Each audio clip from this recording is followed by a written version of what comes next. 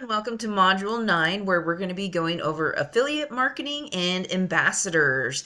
This is a subject matter that I know a lot about. I'm an ambassador and into affiliate marketing myself. I also create these programs for my clients as well. So this is something that I actually work and do for a living daily. So I thought it'd be kind of important to show you guys how this is a big part of social media now, mostly Instagram, but TikTok and a little bit of Facebook, but mostly Instagram and TikTok right now.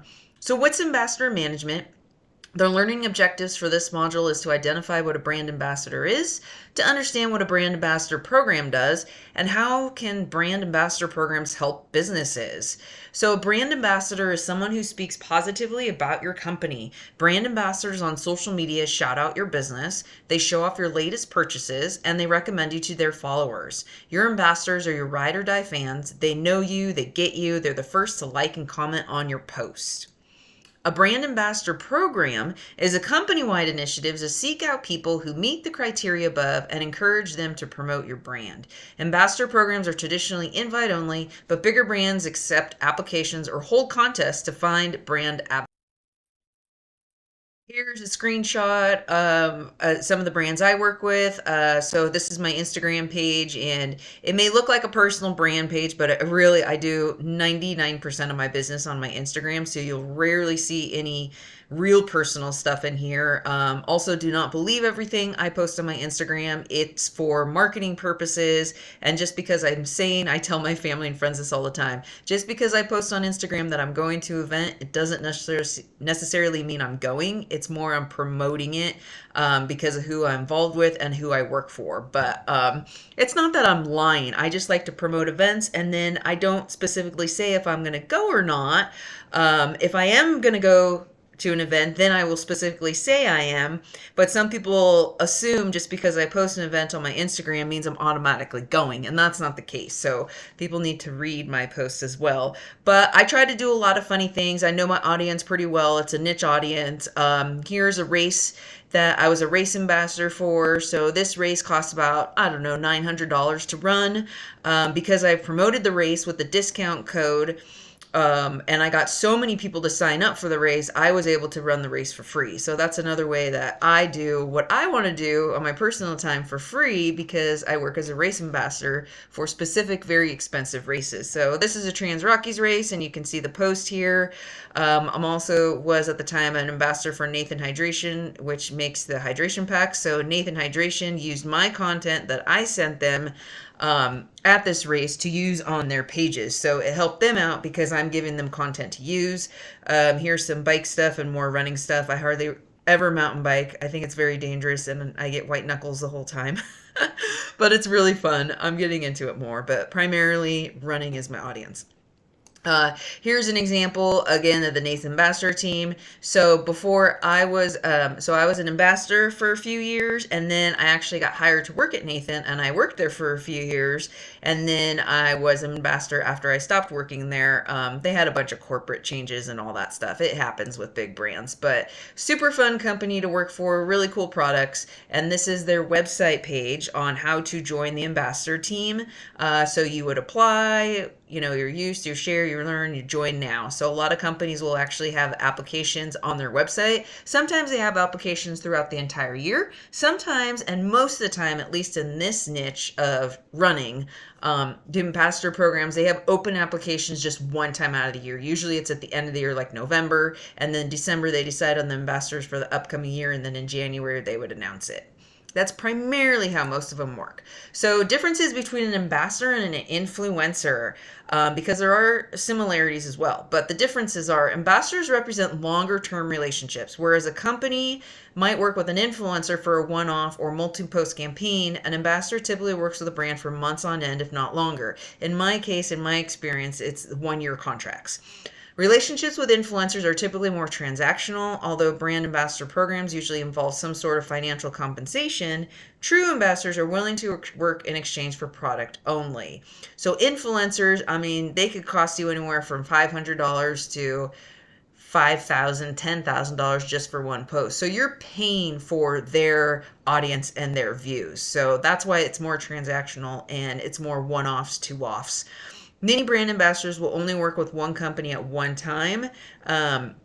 Sometimes they have rules, like I couldn't work for 3 or 4 hydration companies. I would only be able to work for one. And that's why they have a contract with you saying, hey, you're working for Brooks Shoes only for the year of 2025. You cannot promote Nike or Asics or Adidas. That's typically how it works.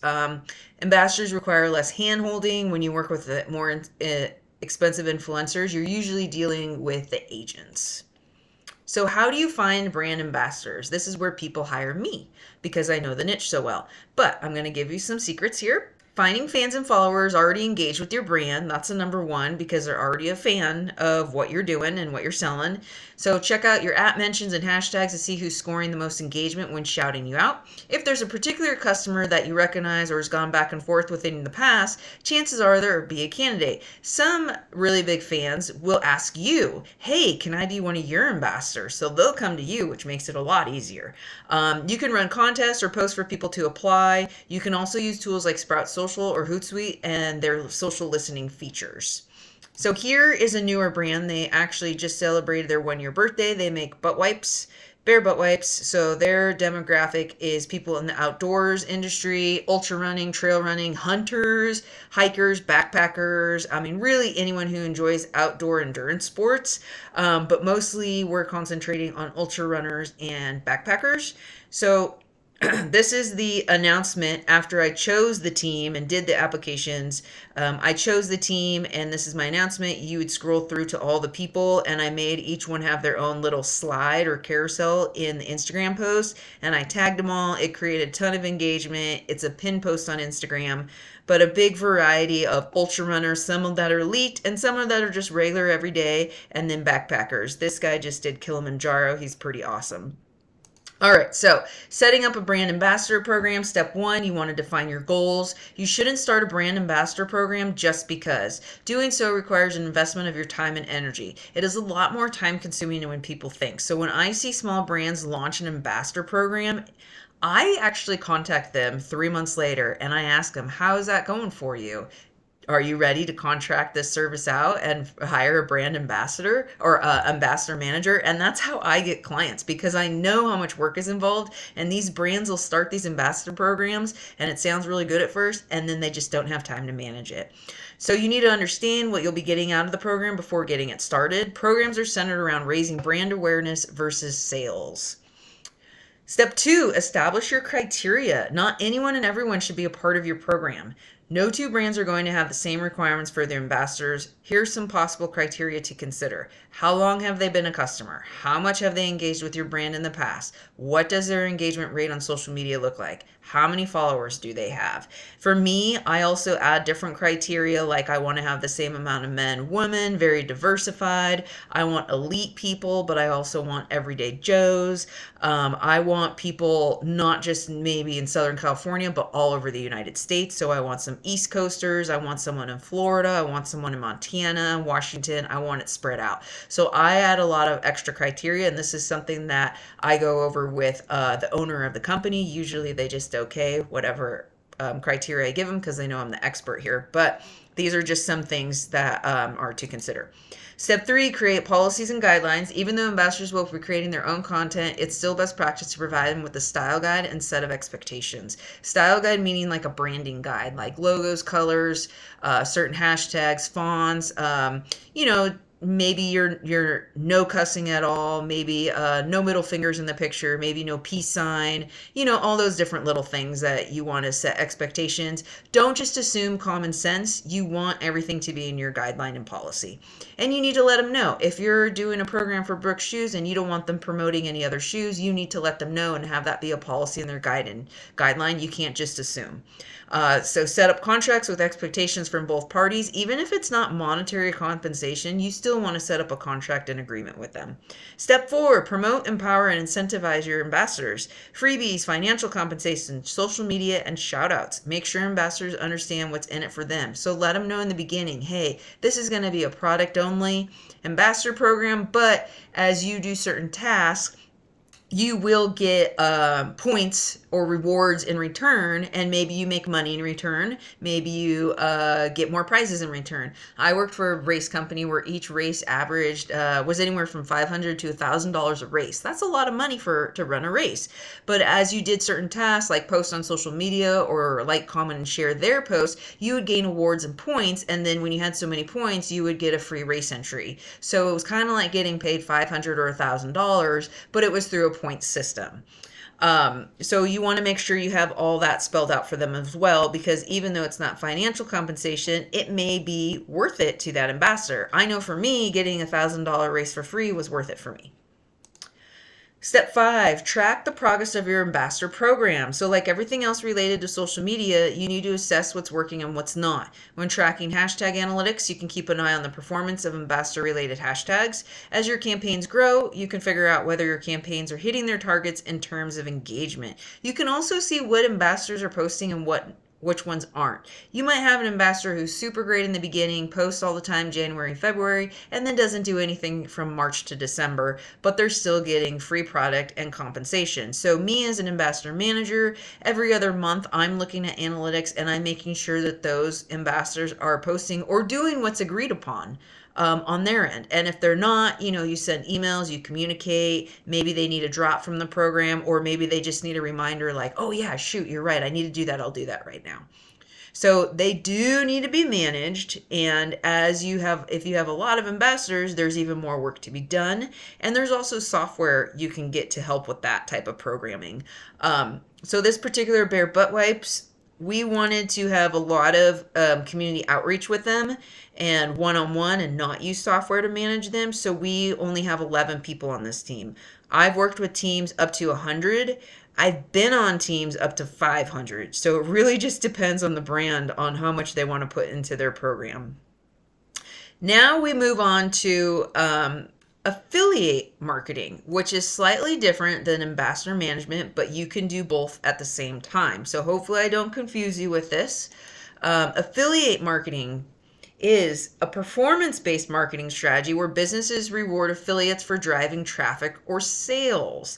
So not just from posting, they actually get money commission back if there's a sale at the end. So key players are the merchant, which is the business, the affiliate, which is the partner or the promoter, the customer, and the network. So the goal is win-win system, the business gets more sale, and the affiliates earn commission off of it. So an affiliate promotes a product via a link, and usually it's a custom link so that it can be tracked, a banner, or a discount code. And the discount code will be something specific too that you can track. So I also set these up. So I will set these up for race directors and race ambassadors. They'll have a certain discount code. Maybe it's IzzyB25 and they get 25% off a race. And they track that in 1 month, 20 people used my code, and I get, 2% commission off everyone who uses the code. You can also use it as products as well. So customer clicks on the affiliate link and makes the purchase. Tracking software records the sale through cookies or unique IDs, like discount codes are easy. Affiliate earns commission based on agreed percentage of rate. So there's benefits and challenges to this. Some of the benefits are it's low cost and low risk for the business, passive income opportunities for affiliates, and expands brand reach. The challenges is requires trust and transparency, commission structures vary, and the risk of fraud or low quality affiliates. Here's an example of an affiliate brand that I'm a part of, just because it's an easy sell for me. So you got to think, as a person who's an influencer and is asked to be an affiliate, I say no to 90% of these programs, because if there's a product that they want me to be affiliate for, and say it's a $500 product, like a pair of those compression pants, that's a hard sell for me. Yeah, I might make 10% commission, $50 off of it, but that is a lot of promotion and time on my end to promote a product that's $500. Whereas this product is runner hats.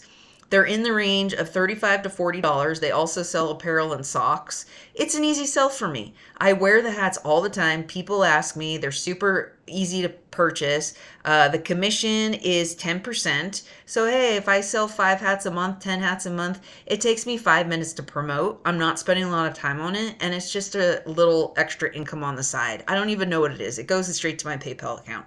But it's easy for me because I don't even really post it on social media because I wear the hats anyway. So I just tell people in person. The code's super easy, IzzyB. So what I'm showing you here on this slide, here is a link of the runner hats just to show you what they are. So they make running hats. And they're super fun. They're very functional. I can run for 5-6 hours in these. You can dunk them into water or put ice in them. So if it's a hot run, and they just make super fun stuff. They even have bucket hats. Here is a screenshot of the software they use for the affiliate marketing. It's called Brand Champ. And you'll have a balance here. That'll show your commission every month, and every month it resets. It'll show you activities if you want to earn extra rewards. It shows the leaderboard of all the affiliates if you want like the contest type of thing. It shows your rewards available here. It shows you referrals. This is your referral link. You get 10% commission. You click on this to see how much you've sold. Or like, oh wow, I sold 10 hats, I'm going to get this much money in commission. And then it goes straight to your PayPal account. And then you have your referral discount code, which they create for you. Mine's IzzyB, super easy. So I give this code to people, say, hey, if you want 10% off, you use the code IzzyB. That person who buys the hat gets 10% off. I get 10% commission. The business sells a hat. It's a win-win-win, a triple win. So that's kind of how affiliate marketing works. All right, so Module 9 assignments. Check in 9 breakfasts, quiz 8 on ambassadors, of course, and your social media examiner video presentation is due. Reminder, reminder, reminder. This is a video presentation. I want to see your face. This is not a PowerPoint presentation. Anyone who turns in a PowerPoint will get a 0. I have this everywhere in every single assignment, bold letters, highlighted in yellow. I remind people through email announcements and through Monday update videos and through lectures like this. And I swear every semester, one person turns in a PowerPoint presentation and then wonders why they get a 0. So I'm telling you here, video presentation. If you have any questions on this, please email me, and you can always come to my office hours as well. So hope everyone has a great week.